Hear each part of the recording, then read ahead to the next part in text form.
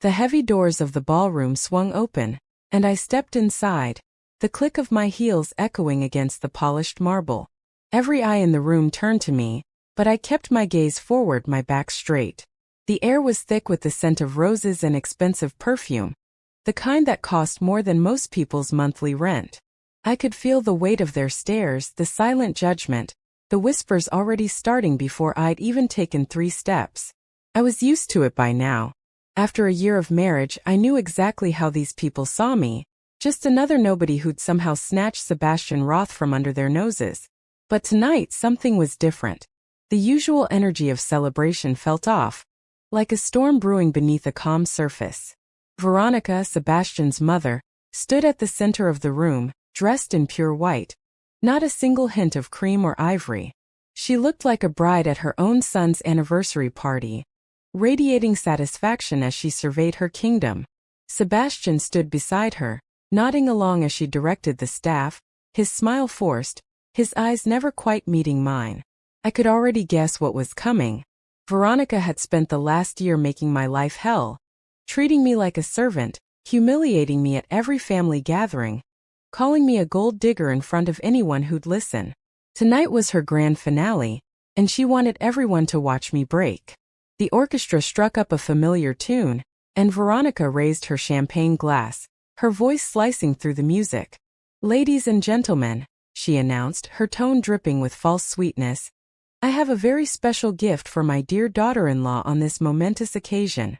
The room fell silent. A spotlight found me, blinding in its intensity. I could feel the eyes of 300 people burning into my skin, the anticipation thick enough to choke on. Veronica approached, holding a silver box wrapped in a pristine white bow. She was practically glowing with satisfaction. "Open it, dear," she cooed, loud enough for everyone to hear. "This is something very special." My hands were steady as I took the box. I could sense something was wrong, but I opened it anyway, slowly pulling off the bow, lifting the lid. Inside, nestled on white silk, were divorce papers, official, notarized, dated, ready for my signature. Gasps rippled through the room. Someone dropped their champagne glass, the crash echoing like a gunshot. Veronica's smile widened into something cruel and triumphant. "Happy anniversary, dear," she said, loud enough for the microphones to catch. "You're free now. Free to go back to wherever you came from." I could see the pity on their faces, the morbid curiosity. Even Sebastian looked away, ashamed but not ashamed enough to stop his mother. Instead I smiled, not a sad smile, not a fake smile, but a genuine bright smile. I looked Veronica dead in the eyes and said, "Thank you, Veronica. This is exactly what I needed."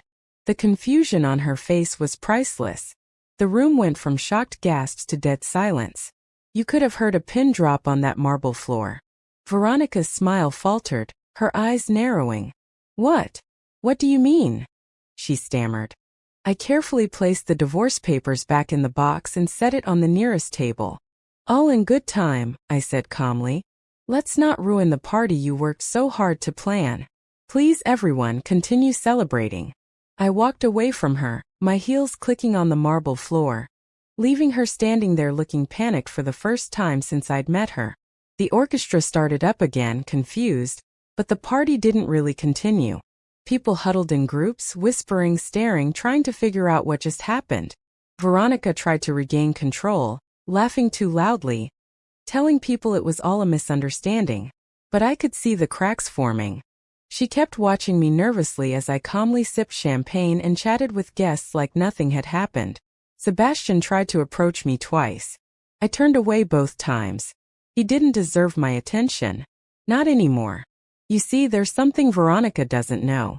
Something nobody in this room knows except my lawyer, who's standing by the bar pretending to be just another guest. Let me tell you who I really am. I'm not just Maya, the poor nobody from nowhere. I'm Maya Rivers. My father is James Rivers, founder and CEO of Rivers Global Enterprises. You might have heard of it. It's only worth $4.2 billion. My father built an empire from nothing, and I'm his only child, his sole heir. When I met Sebastian 2 years ago, I was tired. Tired of men who saw dollar signs when they looked at me. Tired of fake friends and fake smiles. So I did something crazy. I hid who I was. I took a simple job as a junior designer at a mid-level firm, rented a modest apartment, and drove a normal car. I wanted someone to love me for me, not for my father's money. Sebastian seemed different at first. Sweet, attentive, genuine. We fell in love, or at least I did. He proposed after 6 months and I said yes. I thought maybe, just maybe, I could have a normal marriage with someone who loved me for who I was inside. Then I met Veronica. From the very first dinner, she looked at me like I was dirt on her shoe. "So Maya," she'd said, her voice dripping with disdain, "Sebastian tells me you work in design. How quaint." The way she said it made it sound like I cleaned toilets for a living, and it only got worse from there. She made me serve at family dinners while she sat like a queen. She criticized everything I wore, everything I said, everything I cooked. Once I spent 6 hours making a traditional family recipe for Sunday dinner. She took one bite, made a face, and threw the entire plate in the trash right in front of me. "Inedible," she declared. "This is why poor people shouldn't try to cook for their betterment." I endured it because I loved Sebastian. I kept thinking he'd stand up for me, defend me, choose me over his mother's cruelty, but he never did. He'd just say, "That's just how mother is." Or, "Try not to take it personally." Or my personal favorite, "She'll warm up to you eventually." She never did. Instead, she got worse. 3 months ago, everything changed. I was coming back from the kitchen at their mansion when I heard voices from the study. The door was slightly open, and I recognized Veronica's voice immediately. "1 year is enough, Sebastian," she was saying. "Divorce her. I've already found someone better for you. Isabel Kensington. Remember her from the country club? Her father owns half the real estate in this city." My blood ran cold. I pressed myself against the wall, listening. "But mother," Sebastian said, and even his voice sounded weak, "I do care for her." "Care?" Veronica laughed harshly and coldly. "Sebastian, darling, she has nothing. No family worth mentioning, no money, no connections. The Roth Empire needs a proper heir's wife, not some nobody playing dress up. We'll throw her an anniversary party, make it public, give her divorce papers, and be done with it. Clean, simple, humiliating enough that she won't fight back." There was a long pause. Then Sebastian said, "If you think it's best, mother." Not, "I love my wife." Not, "That's cruel." Just, "If you think it's best." I didn't cry that night. I didn't scream or throw things or confront them. Instead, I went home to my apartment that Sebastian thought was all I could afford, and I made a phone call. "Hi, Dad," I said when my father picked up. "I need to tell you something, and then I need your help." My father was furious when I told him everything. He wanted to destroy the Roths immediately, publicly, painfully. But I convinced him to let me handle it my way. 3 months, I said. "Give me 3 months to do this, right?" He agreed. And then he put his entire legal team and financial advisors at my disposal. What Veronica didn't know, what nobody knew, was that the Roth Empire was built on sand. They looked wealthy with their mansion and their cars and their parties, but it was all smoke and mirrors. They were drowning in debt. The manufacturing company that had been in the family for 3 generations was hemorrhaging money for years. The real estate portfolio was mortgaged to the hilt. Sebastian's trust fund was managed by a company that was about to go under. They were 1 bad quarter away from bankruptcy, and they'd been hiding it behind credit cards and loans and Veronica's sheer force of will. So, I bought them, not directly of course, through shell companies and investment firms and my father's vast network of financial connections. Over 3 months I systematically purchased every debt they had, every mortgage, every failing business.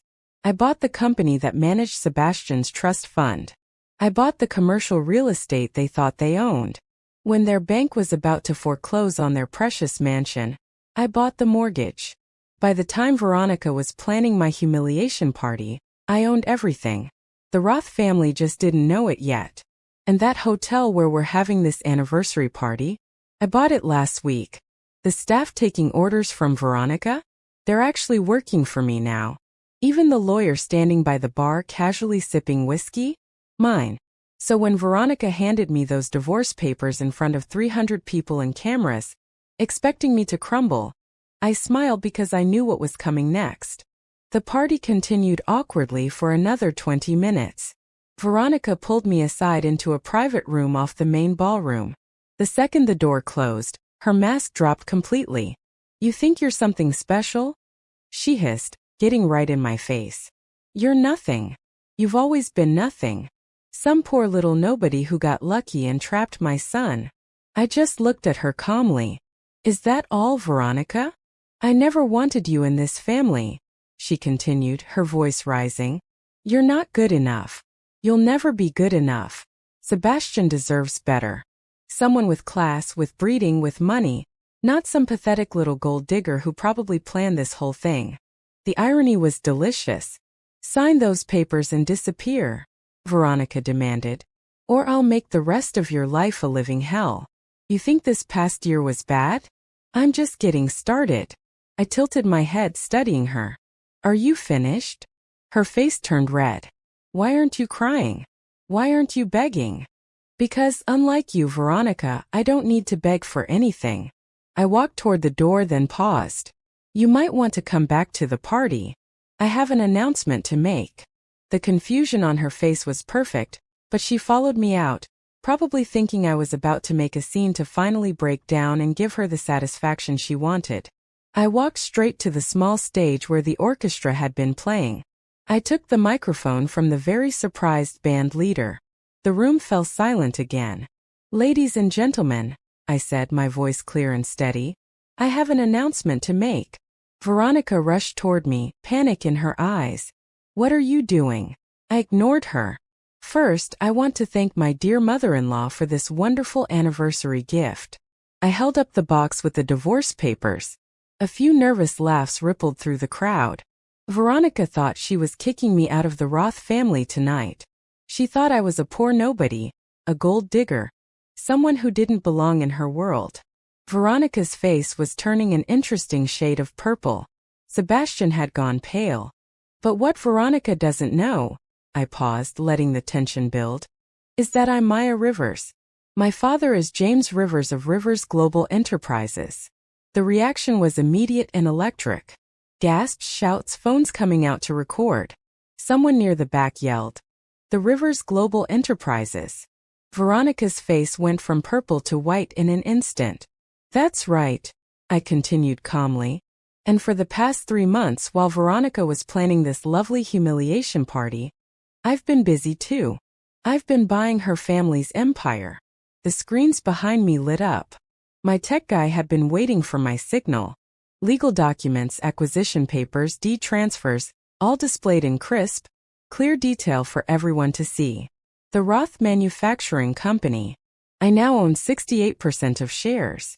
Veronica made a choking sound. "Your commercial real estate portfolio?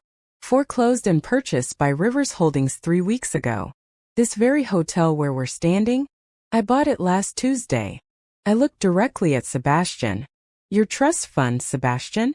The management company is now wholly owned by Rivers Financial Services. That's mine too." Then I turned my full attention to Veronica. "And your mansion, Veronica? The one you love so much? The bank was about to foreclose because you've missed 4 mortgage payments. I bought that mortgage. I own your home." Veronica screamed. Actually, I screamed. "That's impossible. You're lying. This is all lies." My lawyer stepped forward carrying a briefcase.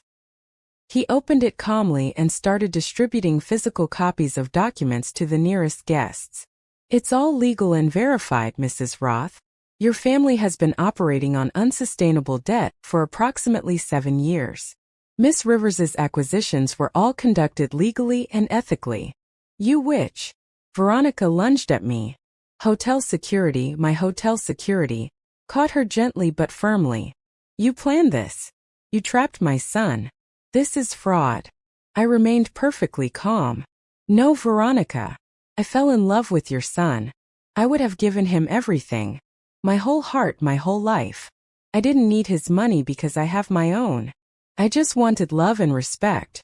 The room was utterly silent except for Veronica's heavy breathing. "But you," I continued, "you tortured me for a year. You made me feel worthless. You called me a gold digger while you were drowning in debt. You humiliated me for being poor while spending money you didn't have. You criticized my background, my education, and my worth as a human being. And all because you're a miserable woman who controls people through fear and money that isn't even real. Sebastian finally found his voice. Maya, I didn't know you were. Didn't know I was rich, I interrupted. Or didn't know your mother was bankrupting your family because I'm not sure which one is worse, Sebastian. He couldn't answer. His silence told me everything I needed to know. Veronica collapsed into a chair, hyperventilating. Someone brought her water. The guests were recording everything. Society's downfall happening in real time. Streamed and posted and shared across every social media platform. I addressed the crowd one more time. Now I could destroy them completely. I could evict Veronica from her home tomorrow. I could dissolve every business, liquidate every asset, leave them with nothing. I have every legal right to do so. Veronica looked up at me, and for the first time I saw fear in her eyes. Real fear. But I'm not like you, Veronica. I'm not cruel for the sake of cruelty. I pulled out another set of documents from inside my clutch. I'm signing the Roth Manufacturing Company back over to the family, along with enough capital to actually make it profitable again if you manage it properly. Confused murmurs filled the room. There's one condition, I continued. Veronica steps down from all positions in all companies permanently. She will have a modest pension, a small apartment in a nice neighborhood, and a comfortable life. But she will never control anyone ever again. No positions of power, no board seats, nothing. She'll live well, but quietly. Veronica's sobs echoed through the ballroom. The queen was dethroned. Then I turned to my husband, soon-to-be ex-husband. As for you, Sebastian? He looked at me with something like hope in his eyes. Idiot. I loved you, I said simply. I really did. I would have built an empire with you. We could have combined our family's resources, created something amazing together. But you chose her every single time. You chose her comfort over my dignity. You let your mother abuse me, humiliate me, break me down piece by piece, and you said nothing. You did nothing. Maya, I'm sorry. These divorce papers. I held up the box. I'm signing them. I pulled out a pen and signed my name with a flourish. But you get nothing. No alimony, no settlement. Actually, remember that prenuptial agreement your mother insisted I sign? The one that said I'd get nothing if we divorced? Well, it works both ways. And since all the Roth assets are now technically mine, the prenup states that dissipation of marital assets requires compensation. Sebastian's face went gray. What does that mean? It means you owe me money, Sebastian. For every time your mother spent Roth money that was actually borrowed against assets I now own. For every dollar used to plan this humiliation party. For every gift she gave you using credit she didn't have. I smiled. Don't worry. I'm waiving it. I don't need your money. I never did. I just need you out of my life. I walked down from the stage and handed him the signed divorce papers. Congratulations on your freedom, Sebastian. I hope you use it to finally grow a spine. The crowd parted as I walked toward the exit. Some people were crying, others were applauding. Veronica sat in her chair, destroyed. Her empire of cruelty collapsed around her. Sebastian stood frozen, holding divorce papers he'd never wanted, but had been too weak to refuse his mother. As I reached the doors, I paused, looking back one last time. If you enjoyed this story, don't forget to like, comment, and subscribe for more dramatic revenge tales. You never know when the next queen will fall. Veronica's sobs echoed behind me as I stepped into the cool night air. The weight of the past year finally lifting from my shoulders. The paparazzi swarmed, their flashes blinding, but I kept my head high. I didn't need to run. I didn't need to hide. I'd won, not just against Veronica, not just against Sebastian, but against the whole world that had tried to break me. My car was waiting, my driver holding the door open. I slid inside, the leather cool against my skin. As the car pulled away, I looked back at the hotel, its lights glowing like a beacon. My hotel. My phone buzzed in my clutch. It was my father. Maya, he said, his voice thick with pride. I knew you'd do it. I knew you'd handle it your way. I smiled. I didn't need to destroy them, Dad. I just needed to show them the truth. You're stronger than I ever was, he said. And you did it with grace. I hung up, leaning back against the seat. The city lights blurred past, a tapestry of possibilities. I wasn't just Maya Rivers, the billionaire heiress. I was Maya Rivers, the woman who'd faced down a monster and walked away stronger. Back at my penthouse, I poured myself a glass of wine and sat by the window watching the skyline. The events of the night replayed in my mind. The gasps, the silence, the look on Veronica's face when she realized she'd lost everything. I didn't feel guilty. I didn't feel vindictive. I just felt free. Free from Veronica's cruelty, free from Sebastian's weakness, free from the expectations of a world that had never seen me for who I really was. My phone buzzed again. It was my assistant. The press is going wild. Your story is trending worldwide. People are calling you the Queen of Revenge. I laughed. Tell them I'm just a woman who stood up for herself. I hung up and took a sip of wine, the taste rich and smooth. The night was still young and so was I. I had a whole life ahead of me, a life that was mine to shape. As I sat there, the city humming beneath me, I realized something. The real revenge wasn't taking everything from Veronica. It was living well, living freely, living on my own terms. And that was something no one could ever take away from me. The next morning, I woke to the sound of my phone ringing. It was my lawyer. Maya, the Roths are accepting your terms. Veronica has agreed to step down from all positions. Sebastian has signed the divorce papers.